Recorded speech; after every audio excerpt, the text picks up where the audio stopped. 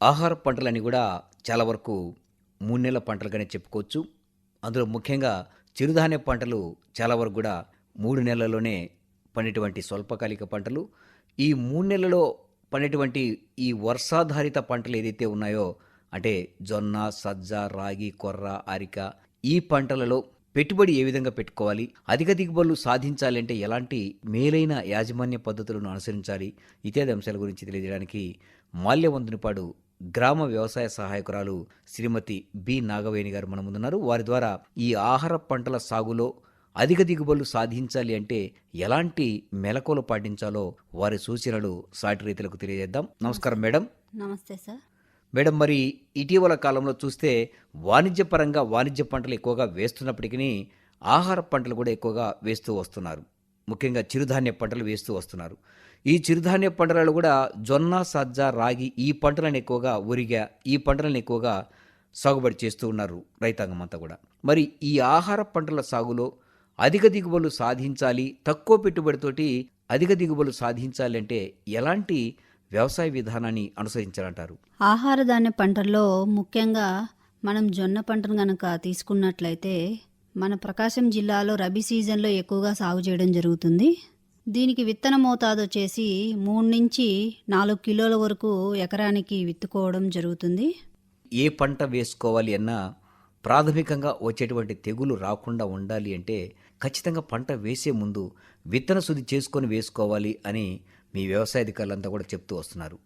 ఈ విత్తన శుద్ధి చేయడం వల్ల ఎటువంటి లాభాలు ఉన్నాయంటారు?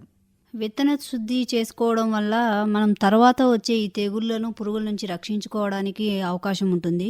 ముఖ్యంగా జొన్న పంటను మనం 3 గ్రాముల థైరామ్ లేక క్యాప్టాన్ లేదా 1.5 గ్రాముల టెబ్యుకోనజోల్ను మనం కిలో విత్తనానికి కలిపి కనుక విత్తుకున్నట్లయితే ఈ తెగుళ్ళ నుంచి మనం జొన్న పంటను రక్షించుకోవడానికి అవకాశం ఉంటుంది. అదేవిధంగా ఈ జొన్న పంటలో ఎరువుల యాజమాన్యం కనుక తీసుకున్నట్లయితే పశువుల ఎరువు మనం 4 టన్నుల వరకు వాడితే మంచిది.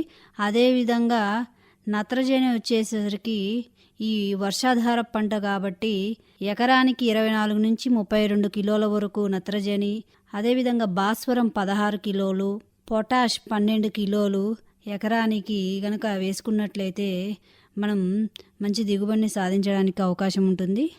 నత్రజని ఎరువును మనము 2 దఫాలుగా విత్తే సమయంలోనూ మరియు పైరు ఎత్తు దశలో ఉన్నప్పుడు గనక వేసుకున్నట్లయితే మంచిగా ఉంటుంది. ఏ పంటలైనా కలుపు ప్రధాన సమస్యగా అడ్డంకిగా ఉంటుంది పంట దిగుబడికి. ముఖ్యంగా కలుపు అనేది అశ్రద్ధ చేస్తే పెట్టిన పెట్టుబడి అంతా కూడా కలుపే తీసేసుకొని సారవంతమైనటువంటి భూమిని కూడా సారం లేకుండా మనం ఎంత సారం పెట్టినా కూడా కలుపే తీసేసుకొని పంటను గిడసబారిపోయేటట్లు చేస్తుంది. ముఖ్యంగా తెగుళ్ళకు కూడా ఈ కలుపు అనేది ఆవాసంగా మారుతుంది. ఇలాంటి పరిస్థితుల్లో కలుపును తీసుకోవాల్సిన అవసరం ఎంతైనా ఉంది. ఈ జొన్న పంటలో కలుపు ఏ విధంగా పడేదానికి అవకాశం ఉంది? ముఖ్యంగా జొన్న మల్లి అనేది కూడా ఇందులో పడుతూ ఉంటుంది. ఈ జొన్న పంటలో కలుపు తీతలు ఏ విధంగా చేపట్టాలంటారు? కలుపు నివారణ మనము ముఖ్యంగా అట్రాజిన్ 50% పొడి మందును ఎకరాకు 800 గ్రాములు 250 లీటర్ల నీటిలో కలిపి విత్తిన వెంటనే లేదా 2 రోజుల తడి నేలపై గనక మనం పిచికారీ చేసినట్లయితే కలుపును మనం సమర్థవంతంగా నివారించుకోవడానికి అవకాశం ఉంటుంది. అదేవిధంగా విత్తిన 35 నుంచి 40 రోజులకు ఈ జొన్న అనేటువంటిది జొన్న మల్లె అనేటువంటిది మొలకెత్తుతుంది. ఈ మల్లె మొలకెత్తిన తర్వాత మనం లీటర్ నీటికి 50 గ్రాముల అమ్మోనియం సల్ఫేట్ను కానీ 200 గ్రాముల యూరియాను కానీ కలిపి మల్లెపై మనం ఈ పిచికారీ చేసినట్లయితే దీన్ని నివారించడానికి అవకాశం ఉంటుంది.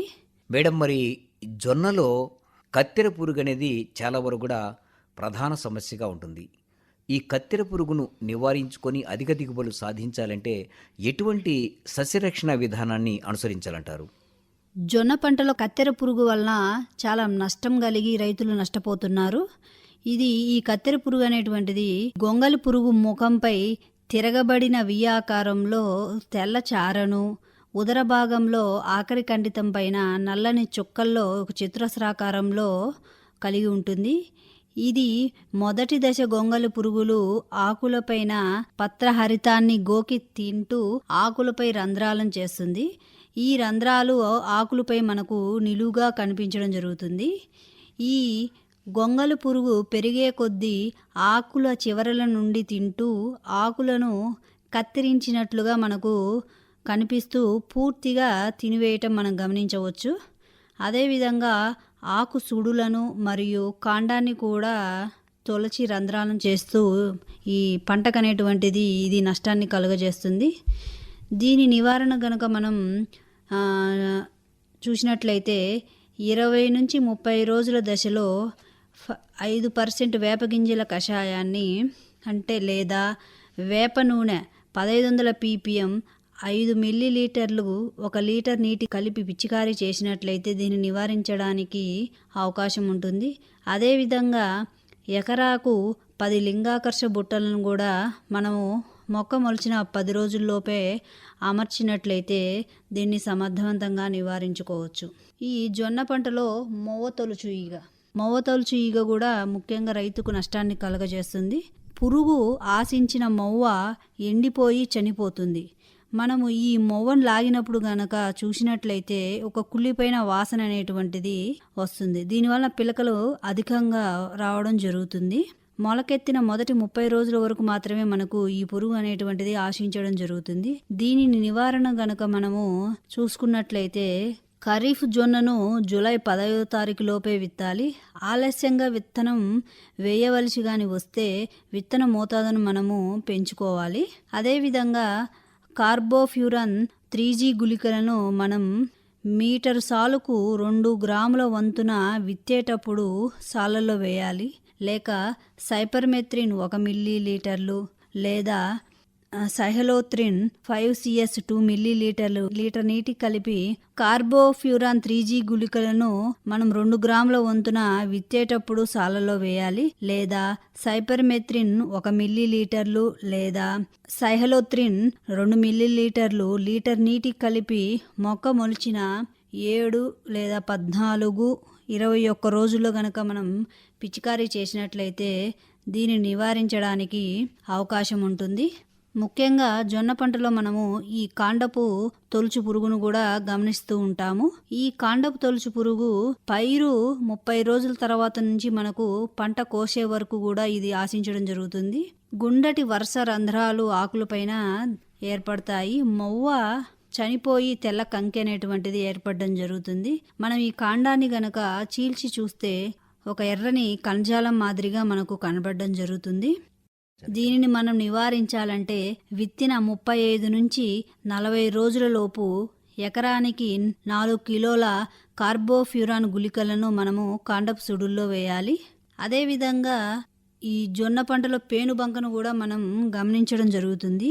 దీనివల్ల మనకు పిల్ల పెద్ద పురుగులు రసం పీల్చడం వలన దిగుబడులు కూడా తగ్గడం జరుగుతుంది. దీని నివారణకు వచ్చేసి డైమిథోయేట్ 2 మిల్లీలీటర్లు లేక మలాథియన్ 2 మిల్లీలీటర్లు లీటర్ నీటికి కలిపి పిచికారీ చేసినట్లయితే ఈ పేనుబంకను మనము సమర్థవంతంగా నివారించుకోవచ్చు.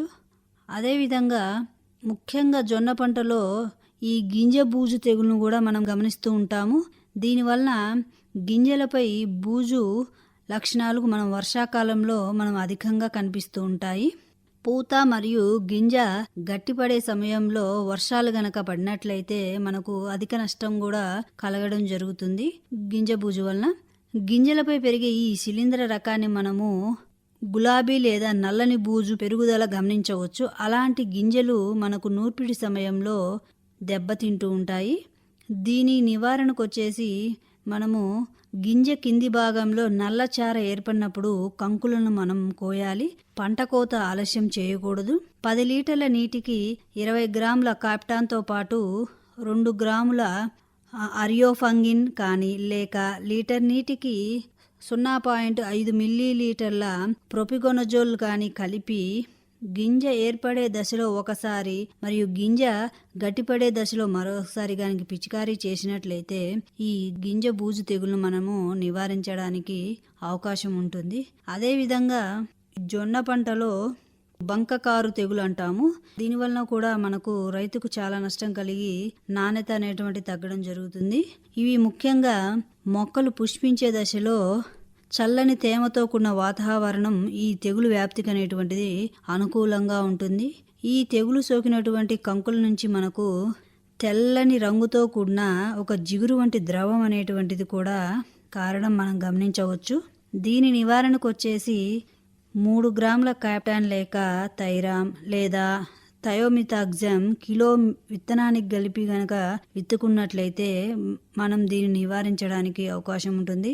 అదేవిధంగా మ్యాంకో జబ్బు 2.5 గ్రాములు లేక బెన్లేట్ 1 గ్రాము లేదా ప్రొపిగొనజోల్ 0.5 మిల్లీలీటర్లు 1 లీటర్ నీటికి కలిపి మనం వారం వ్యవధిలో 2 సార్లు గనక ఈ పూత దశలో గనక పిచికారీ చేసినట్లయితే దీన్ని సమర్థవంతంగా నివారించడానికి అవకాశం ఉంటుంది. జొన్న పంటలో ముఖ్యంగా ఈ కాండం కుళ్ళు తెగులను కూడా మనము గమనిస్తూ ఉంటాము. ఇది లేత మొక్కలలో నేల దగ్గర ఉన్న కాండం రంగు కోల్పోయి మొక్కలు మనకు వాడిపోయినట్లు కనిపిస్తూ ఉంటాయి. ఈ తెగులు ఆశించిన మొక్కల్లో మనకు తాలు గింజలతో కంకులు త్వరగా పక్వానికి వస్తూ ఉంటాయి. కాండం లోపల డొల్లగా మారి విరిగి పడిపోతూ ఉంటాయి. దీని నివారణకు వచ్చేసి మనం కార్బెండిజం లేక క్యాప్టాన్ లేక థయామితాగ్జామ్ 3 గ్రాములు కిలో విత్తనానికి కలిపి గన మనం విత్తుకున్నట్లయితే దీనిని నివారించడానికి అవకాశం ఉంటుంది. అదేవిధంగా పుష్పించే దశ ముందు పంట నీటి ఎద్దడికి గురి కాకుండా మనం చూసుకోవాల్సి ఉంటుంది. తెగులు తట్టుకొను రకాలను కూడా మనం సాగు చేసుకోవాల్సిన అవసరం ఎంతైనా ఉంటుంది. ఈ విధంగా పై సస్యరక్షణ చర్యలు కనుక మనం చేపట్టినట్లయితే జొన్నలో తక్కువ పెట్టుబడితో ఎక్కువ దిగుబడిని పొందడానికి అవకాశం ఎక్కువగా ఉంటుంది. వాణిజ్యపరంగా చాలా వరకు కూడా పోటీతత్వంతో అధిక దిగుబడులు సాధించాలనే ఉద్దేశంతో భూసార పరీక్షలు చేయించుకున్నా కూడా మోతాదును మించి ఎరువులు వాడుతున్నారు, ముఖ్యంగా రసాయన ఎరువులు. ఈ వాణిజ్య పంటలు కాకుండా ఈ ఆహార పంటలు వేస్తే పెట్టుబడి అంతగా అవసరం లేదు, ఎరువులు అంతగా అవసరం లేదని మీరు రైతులకు చెప్తూ వస్తున్నారు. ఈ వాణిజ్య పంటల కంటే కూడా దీంట్లో మనకు ఆహారము అంటే పశుగ్రాసంగా అయితేనేమి, తిండి గింజలకైతేనేమి, ముఖ్యంగా ఆహార పంటల సాగు ఎంతో ఆవశ్యకము. ఇలాంటి పరిస్థితుల్లో ఎరువులు ఎలా వాడుకుంటే అంటే పచ్చిరొట్ట ఎరువులు అయితేనేమి, రసాయన ఎరువులు అయితేనేమి, పశువుల ఎరువు అయితేనేమి, ఎరువులు ఎలా వాడుకుంటే భూమి భౌతిక స్థితి దెబ్బతినకుండా ఉండేదానికి అవకాశం ఉందంటారు? ఎట్లాంటి ఎరువుల యాజమాన్యాన్ని ఆచరిస్తే తక్కువ పెట్టుబడితోటి పంట దిగుబడి తీసుకునేదానికి అవకాశం ఉందంటారు? వేసవి కాలంలో భూసార పరీక్షలు అనేటువంటివి గనక చేయించుకున్నట్లయితే భూమిలో ఏమి లోపమునేటువంటిది మనకు స్పష్టంగా వాళ్ళు తెలియజేయడం జరుగుతుంది. కాబట్టి భూసార పరీక్షను బట్టి మనము ఎరువులను గనక వాడినట్లయితే తక్కువ ఖర్చు మనకు రావడం జరుగుతుంది. అదేవిధంగా పచ్చిరొట్ట ఎరువులను కూడా వాడి మనము వాటిని కలియ దున్నడం వలన భూమికి అవసరమైనటువంటి పోషకాలు లభించడమే కాకుండా రైతుకు కూడా దిగుబడి పెరగడమే కాకుండా ఖర్చు కూడా తగ్గించడానికి మనకు అవకాశం ఉంటుంది. అంటే పచ్చి రొట్టెని ఏ విధంగా పెంచాలంటారు? ఈ జీలుగా జనుము పిల్లి పెసర మనము విత్తిన 30 నుంచి 35 రోజుల తర్వాత కనుక మనము కలియ దున్నినట్లయితే మన భూమికి కావాల్సిన నత్రజని అనేటువంటిది అందుబాటులోకి రావడం జరుగుతుంది. దీని వలన ఎరువులను తగ్గించుకోవడమే కాకుండా రైతుకు కూడా మనకు పెట్టుబడి తగ్గడం జరుగుతుంది. ఇప్పుడు ప్రస్తుత పరిస్థితులలో రైతులు రసాయనిక ఎరువులు అనేటువంటిది విపరీతంగా వాడడం జరుగుతుంది. ఈ రసాయనిక ఎరువులు వాడడం వలన రైతుకు నష్టమే కాకుండా భూమి కూడా దెబ్బతినడం జరుగుతుంది. కాబట్టి ఈ రసాయన ఎరువుల వాడకాన్ని తగ్గించుకొని పచ్చిరొట్ట ఎరువులను గనక వాడినట్లయితే మనకు భూమికి కావలసినటువంటి పోషకాలు కూడా అందుబాటులోకి రావడం జరుగుతుంది. కాబట్టి రైతు ఎట్టి పరిస్థితుల్లోనూ భూసార పరీక్షలు చేయించుకొని వాటి ఫలితాల ఆధారంగానే రైతు గనక ఎరువులు వాడినట్లయితే మంచి దిగుబడిని పొందడానికి అవకాశం ఉంటుంది.